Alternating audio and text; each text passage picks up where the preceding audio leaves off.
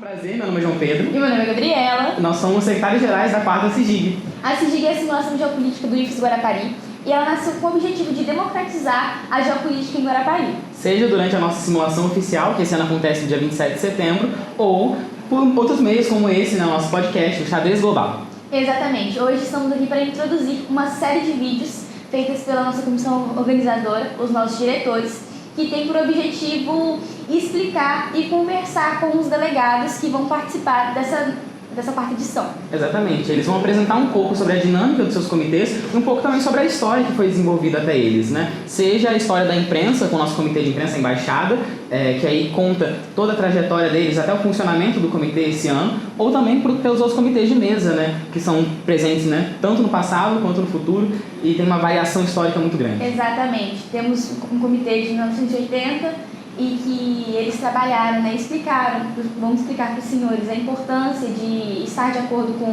o tema, com a época ali. Temos também um comitê que começa diferente, o CSMIL 2001, em que a mesa diretora vai explicar para vocês também, e o CSMIL 2027, que é o nosso primeiro comitê próprio, é um tema diferente, um tema muito atual, por mais que seja futurista, e eles vão trabalhar, e o objetivo desses podcasts é esse, né? Desenvolver com vocês o tema. Exatamente, esperamos que seja proveitoso para vocês, seja para o entendimento melhor, para acalmar vocês também para o dia da simulação, ou também servindo como material de estudo para guiar parte da discussão dos senhores. Exatamente, esperamos vocês lá, dia 27 de setembro, na quarta edição da CIGIG. Muito obrigado. Anti-Castro Cubans demonstrate during the meetings of the Organization of American States, attended by 21 Latin American foreign ministers. The meeting condemns Castro's regime for subversion against... Olá galera, prazer, eu sou o Matheus. Atualmente estou no 4º ano do curso de mecânica aqui no IFES Guarapari e também estou diretor-geral, né, do OEA 1980. Oi, gente, meu nome é Gabriele, eu faço parte também do curso integrado de mecânica, enquanto no 2º ano, e esse ano eu estou atuando como diretora do comitê OEA 1980. E aí, gente, meu nome é Ângelo, eu sou do técnico integrado de mecânica e eu estou no 2º ano também, diretor assistente. Então, a ideia desse podcast é que seja um material complementar, né? Para os delegados, assim como o guia de estudos, os próprios dossiês. E a ideia central, né, pelo menos nossa, é trazer a interpretação do que está no guia de estudos, porque nós pegamos o guia de estudos do pessoal do Miniono, né? Então, trazer a interpretação deles e também a nossa, quando nós estudamos o guia de estudos e os dossiês, então trazer essas duas interpretações para a mesa e para guiar vocês um pouco mais, né, vocês terem um material complementar de estudo, né? Primeiramente, a gente vai estar explicando algumas coisas de como uma simulação funciona, focado no nosso comitê, né, que é o OEA, e trazer alguns pontos, assim, é mais uma conversa mesmo, né, tipo, é bem tranquilo, assim, não vai ser formal, né, em alguns momentos, mas nem tanto, né? Então a ideia é que vocês consigam aproveitar e que sejam mais descontraídos mesmo. E a gente também aproveitar, né? Uma coisa boa para se falar é que, como a gente pegou da Miniono, tem um site do nosso próprio comitê, que originalmente é deles, para vocês conseguirem pegar algumas informações a mais. Que é interessante falar que lá tem uma própria agenda que eles desenvolveram, só que a nossa agenda vai ser diferente, né? Exatamente. Lá tem a agenda do comitê, que a gente também vai explicar o que é, né? Não vai ser igual, tá? Então, lá também tem a agenda de crise, que é uma outra coisa, mas também não vai ser igual, nem adianta olhar lá, entendeu? Mas, enfim, vale a pena para vocês imaginarem mais ou menos como é, mas não necessariamente vai ser igual, vai ser diferente, né? Bom, gente, eu acho que a gente pode começar explicando o que é a OEA propriamente dita. Não sei se você quiser. Então, a OEA, ela é a Organização dos Estados Americanos. Ela foi fundada em 1948. Atualmente, né, assim, é legal falar também que as informações que nós vamos falar, elas estão no âmbito de 2025, né? Quando a gente for falar informações que forem de 1980 do Guia de Estudos, nós vamos reforçar isso, né? Então, se a gente não reforçar, considerem que as informações são informações atuais, né? Até porque é uma conversa, enfim, nós somos alunos, vocês estão vendo também, enfim. Então ela tem 35 países membros, né? Estados membros, e também tem os estados observadores, enfim, que a gente vai explicar um pouco melhor mais à frente. Que ela tem basicamente a missão de proteger aí os direitos humanos e também garantir a estabilidade regional na América, né? Bom, a OEA, ela é um caminho, ela é uma organização né, do comitê que ela vai estar focando ali na proteção dos direitos humanos, né, defender questões sociais, ela vai estar muito inclusa nisso. A gente tem, como por exemplo, a OEA, ela mandou pessoas para poder fiscalizar e validar eleições que ocorreram no Peru no ano de 2021, para poder ver ali, conferir a questão da transparência, se está tudo indo de acordo, né, realmente para poder monitorar aquilo dali de alguma forma. Ela também atua lidando assim, com questões de desastres naturais, por exemplo, então eles enviam ajuda humanitária, eles criam acordos, se reúnem para poder acordar como eles vão lidar com aquela situação, né, como foi dito pelo Matheus no começo. É importante frisar que na OEA somente os Estados-membros eles votam. E isso exclui organizações, personalidades. Mas essa exclusão não quer dizer que essas organizações e personalidades elas têm menos importância dentro do comitê. É só uma questão de como o comitê funciona mesmo.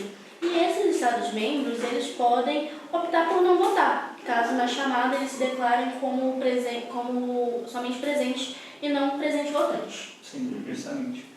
É legal falar que a OEA também atua bastante nessa época, né, que é a do nosso comitê, de 1970, nas décadas de 1970 e 1980, principalmente pelo surgimento ali de vários regimes autoritários e também alguns regimes militares. Então ela atuou aí para que os direitos da população, né, de uma forma geral, fossem garantidos, seguindo tanto a Declaração Universal dos Direitos Humanos quanto as próprias constituições de cada país, né, para que a soberania de cada país não fosse infringida. Uma coisa interessante da OEA, e que já foi dito aqui, que ela é recomendatória. E isso a gente entra na agenda principalmente, porque a Gabi ela tinha dito que tem feito essas reuniões da própria OEA para que algumas medidas fossem tomadas no âmbito das Américas, né? E é sempre recomendatório. O que seria isso? Recomendatório seria que as medidas elas só são recomendadas. Você não precisa seguir elas correndo o risco de você tomar uma sanção ou algum outro bloqueio, por assim dizer. E aí é que a gente entra no nosso âmbito da agenda, porque a agenda vai ter que ser escrita de uma forma recomendatória, porque tem que seguir assim, porque é a OEA. Exatamente. Diferente de outros comitês, como o CSNU, né, que pode ser obrigatório, o OEA é recomendatório, assim como o Ângelo disse.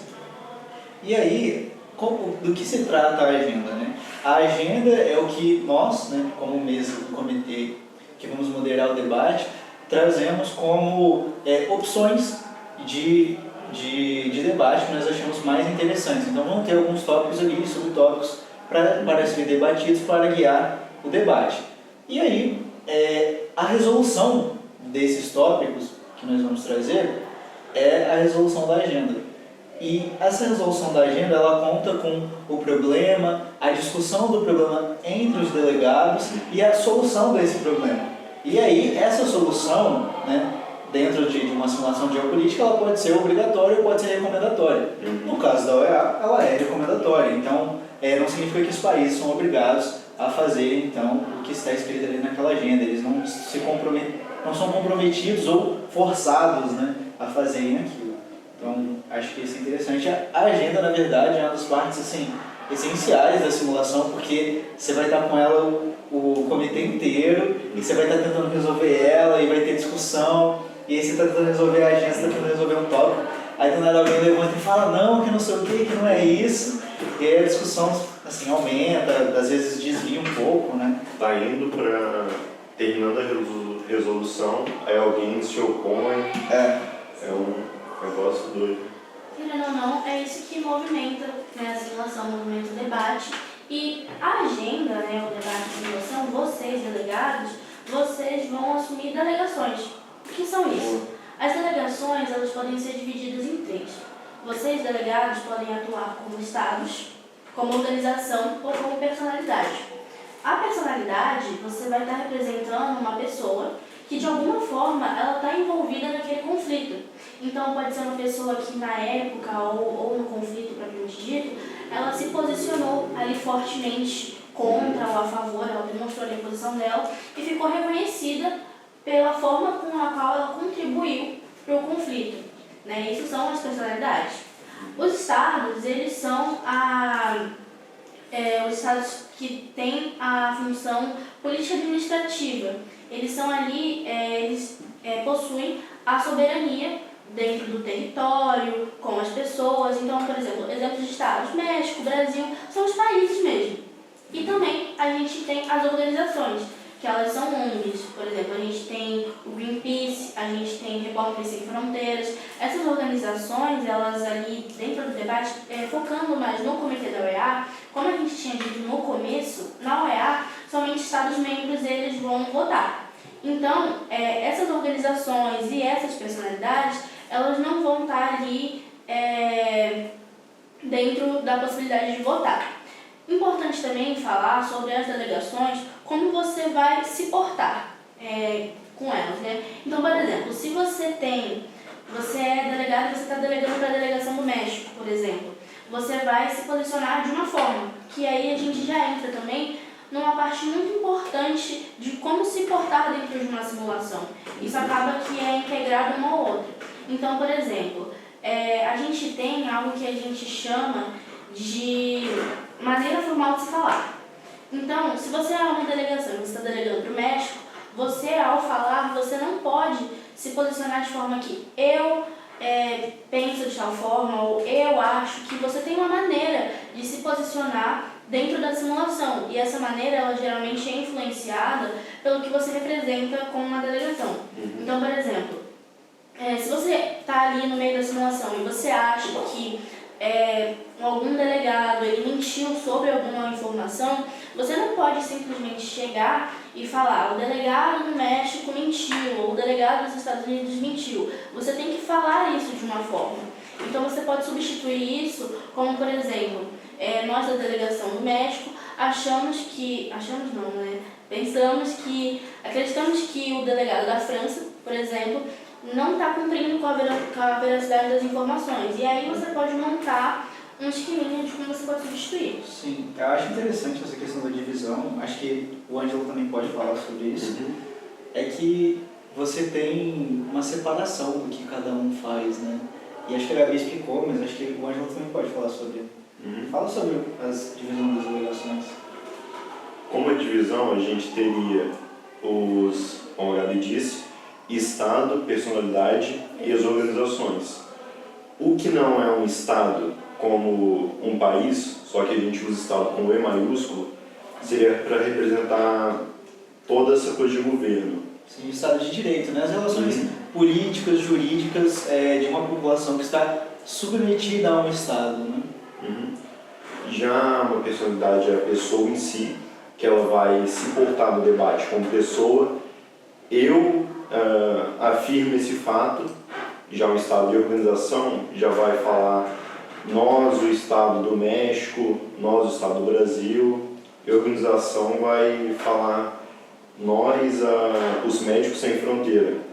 Eles já vão se usar um dialeto diferente, por assim dizer.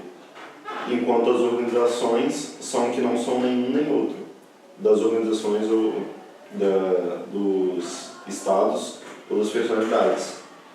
Que elas podem ser tanto os ONGs quanto jornais ou outras empresas. Que essas são as organizações não governamentais, né? E aí a gente entra também na forma de falar que a Gabi trouxe pra gente. Então, um que eu gosto de usar bastante nas simulações é quando algum delegado fala alguma coisa fora, né, do seu próprio... Putz, como é o nome daquele documento que a gente entrega? Dossiê? Não, o DPO. O DPO, é verdade, documento de posição oficial, exatamente, o DPO. Quando você entrega o DPO, você tem que seguir o DPO, né? E aí, às vezes, quando todo mundo lê o DPO, né, para você estar inteirado ali do que a delegação planeja falar e tal, e aí quando você percebe que a delegação não falou algo que está fora do DPO, né, geralmente eu costumo falar, não, é um tanto quanto cômico que a delegação, por exemplo, se a Gabi fosse México, né? É um tanto quanto cômico que a delegação do México defenda o combate contra as drogas, sendo que no seu país tem um índice enorme de tráfico de drogas, de tráfico de pessoas e tal. Então, assim, você acaba usando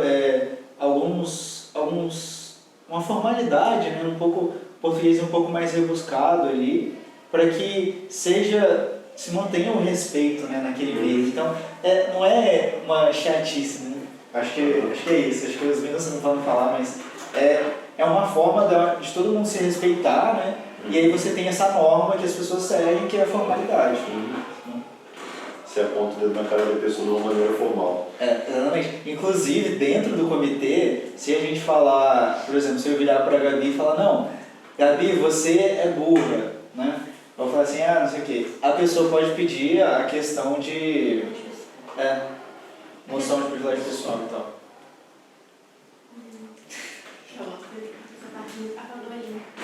Não, relaxa, você pode ganhar no celular. Pode? Eu tô tentando olhar a entrevista sobre exames. Não, relaxa. Certo, agora a gente tem liberdade de imprensa, ou seja, Tá. A gente já tem que tomar cuidado pra não falar muito. tá. Porque como a gente tem muitos minutos, a gente tem que Não, tipo assim, não também, acabar falando, não ter um que o outro falando. Enfim. Então, agora, explicando sobre a liberdade de imprensa, o Ângelo vai falar um pouco e depois eu vou complementar. Então, o que seria liberdade de imprensa? A liberdade de imprensa é a imprensa poder dar as informações sem que alguém ou algum meio externo influencie nisso. Por exemplo, o governo atual influencia na informação que ela pode dar, como uma ditadura. Não, você vai passar por um processo que a gente vai analisar as notícias que você quer dar e a gente vai cortar o que a gente não acha bom, porque não vai pintar a gente como um governo bom. Com a boa imagem, né? Ou também as próprias pessoas que são os líderes não é certo dizer líder, né? Seria a empresa que é responsável pela imprensa. Sim, que a imprensa também, enfim, depois a gente vai falar sobre isso, mas sobre o que o Ângelo falou, do líder da empresa, seria no caso ali o chefe, ou em termos atuais, né, o CEO da empresa, né, a pessoa que gerencia a empresa, porque, querendo ou não, a imprensa é uma empresa, e aí ela poderia ir por fatores de patrocinadores e tal, acabar falando, isso não é legal, enfim, e acabar mudando um pouco a narrativa da notícia. Sobre a liberdade de imprensa, acho que é legal a gente falar que ela não surgiu do nada, né? Porque a gente vive num sistema democrático, né? Então, é legal falar da Declaração Universal dos Direitos Humanos, né? Que foi uma das coisas que a gente falou.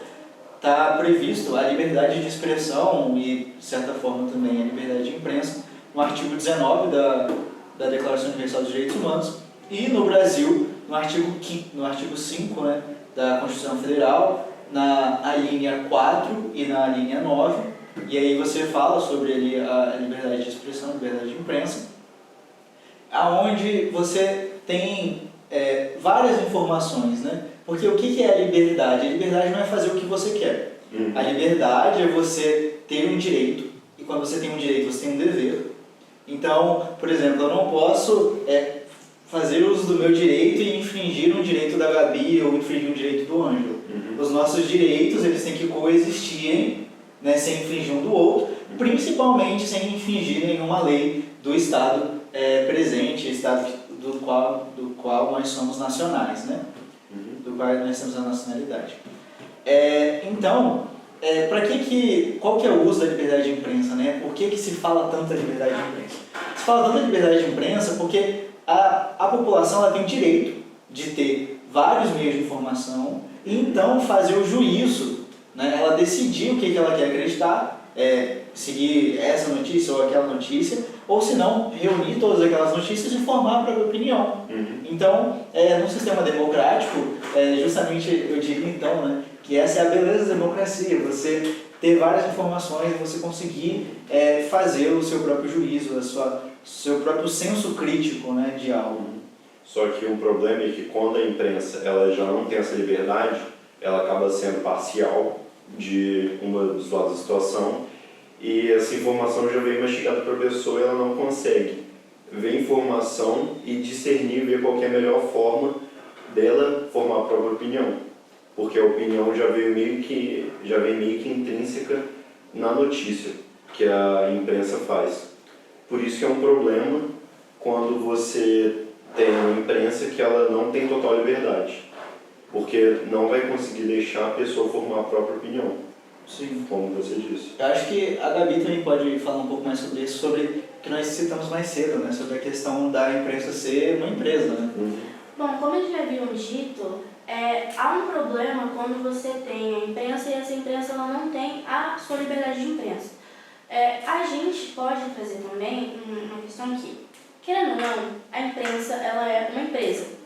Tem alguém ali, ou uma organização, alguma pessoa, alguma emissora, ou até mesmo o próprio governo, aquilo ali tem que ser financiado de alguma forma. E o que acontece quando a gente não tem liberdade de imprensa, um dos motivos pode ser que o que fomenta, né, os recursos para poder essa imprensa atuar, ela tem uma narrativa, ela tem uma posição e ela infringe aquilo na imprensa, já que ela financia e a imprensa não tem como se manter sozinha sem aquele financiamento, ela pode acabar mudando a sua narrativa para a população de acordo com o que quem a financia dita. Então, a gente tem, por exemplo, um problema com isso. A gente tem que...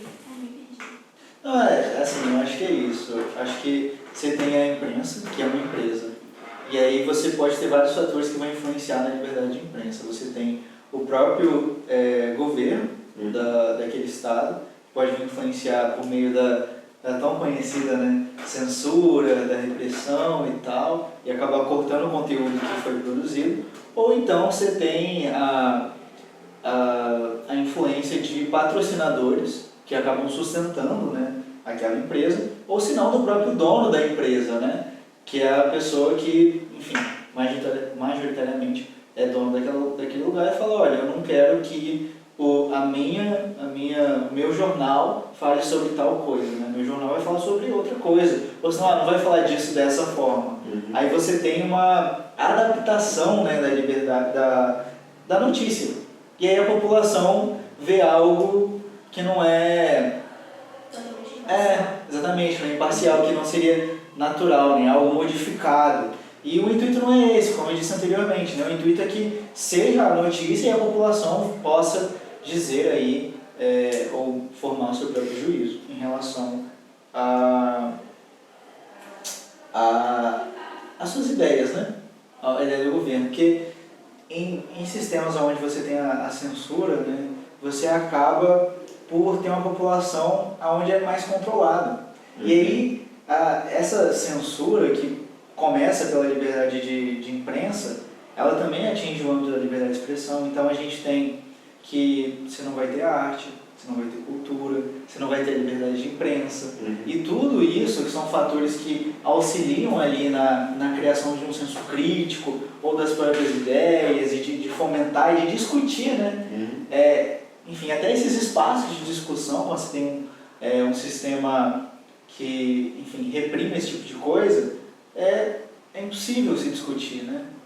É interessante falar que aqui no Brasil, que são relatos de pessoas que sofreram ditadura. Tem uma história, não é bem uma história, né? Que é um fato que aconteceu com a mãe de uma amiga da minha mãe, que ela tinha acabado de sair da festa de aniversário dela de 17 anos, com 3 amigos, foi na calçada na época da ditadura, e um camburão pegou e levou eles, porque não podia ter mais que 3 pessoas juntas na rua. Porque simplesmente é uma repressão muito forte.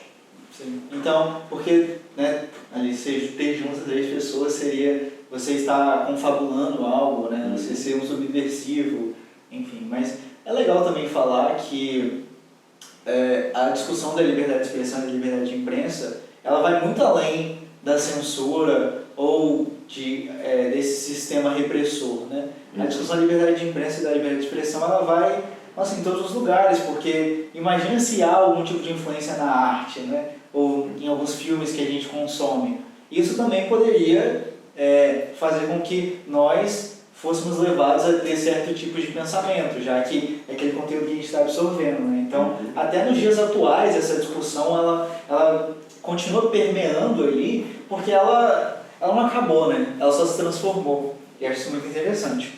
Mas a gente está falando muito de sistema repressor e tal, acho que é legal a gente explicar também, tipo, o que é um regime autoritário, um regime militar e tal. Então, um regime militar, um regime autoritário, ele tem algumas características, né? Uma das primeiras características é a falta da liberdade tanto de imprensa quanto de censura, quanto da liberdade de imprensa e de expressão. E ali se instalam alguns aspectos, como por exemplo, em um regime autoritário ou um regime militar, ele é geralmente imposto com um golpe de Estado. E após esse golpe de Estado, alguns dos direitos fundamentais, ou todos eles são restringidos pelo que está no poder, seja por exemplo, um militar, caso seja o golpe de Estado que tenha ocorrido por militares, ou pela pessoa ou um grupo que está ali no poder e esse grupo, de alguma forma, ele controla o que o presidente, ou enfim, quem está ali de fato no poder, vai lidar com o país naquele momento. Um regime autoritário, um regime militar, ele é caracterizado com a falta de liberdade, seja o de imprensa ou de expressão, qualquer liberdade que seja, e o poder ele vai estar concentrado na mão de poucos. Então a gente tem a ausência de alguns fatores, como por exemplo, a gente vai ter a ausência de democracia. A democracia ali ela vai morrer porque a população ela não vai estar mais lidando ou sabendo ou enfim opinando diretamente com o que vai ser decidido. O que vai ser decidido, a forma com que o país, a nação, enfim, vai andar, vai ocorrer ali com aqueles poucos que estão no poder, excluindo totalmente a população. Então eles vão ali decidir de que forma o país vai andar, de que forma tal coisa vai acontecer, e a população não tem nenhum poder em relação a isso, ela não pode atuar de forma alguma. Ela fica numa posição onde ela tem que aceitar o que foi decidido e caso isso não ocorra, ela vai sofrer algum tipo de repressão, represália, enfim. Eu acho interessante porque aí a gente tem 2 pontos, né? Porque você não pode se pronunciar contra esse tipo de governo e também você não tem informações para que o seu senso crítico ele surja, ele nasce ou ele se perpetue, né, nesse caso. Então, assim, as 2 formas onde você poderia ir contra esse tipo de governo, esse tipo de regime, né, ela não te é permitida, né? Você tem esse direito arrancado de você da própria raiz. E foi o que o Gabi falou, assim, um regime autoritário, ele está na mão de um grupo pequeno de pessoas, um grupo seleto. Toda essa população tem que, seguir o que essas pessoas falam, o que essas pessoas comandam, né? E justamente quando é militar, quando esse grupo, né, restrito, são alguns militares. E, enfim, pode ocorrer coisas, assim, absurdas nesse tipo de regime, né? E muitas pessoas já sofreram, enfim. É legal também que vocês, se puderem, né, assistirem também as recomendações que a gente deixou lá de filme, também procurem livros e tal, assistam um pouco. Obviamente, vocês estão restritos às informações no guia de estudos, isso é importantíssimo, tá? Vocês estão restritos às informações no guia de estudos, mas é sempre interessante você procurar um novo contexto, procurar coisas fora do que só aquilo, sabe? Que você vai precisar de argumentos e tal. Também é legal falar que como nós vamos estar em 1980, vocês não vão poder usar celular, não vão poder usar notebook, resolução da agenda vai ter que ser no papel. Então se vocês quiserem apresentar alguma reportagem, vocês vão ter que trazer ela escrita, alguma coisa assim, manchete. Então isso é interessante também, torna as coisas um pouco mais legais, assim. Acho que... eu acho que é isso. Acho que a gente abordou muitas coisas, acho que a gente conseguiu trazer que o foco não é só, enfim, a censura, ou que a liberdade, que o debate da liberdade de expressão, da liberdade de imprensa, não se resume à censura e repressão, né? É boa parte dos debates, sim, mas não é só isso. Tem várias outras coisas que podem ser discutidas. E, obviamente, o ponto mais importante é sempre a população, como a população está sendo afetada em relação a isso. Então, eu acho que é isso, galera. Foi muito legal falar pra vocês e, enfim, espero que vocês gostem.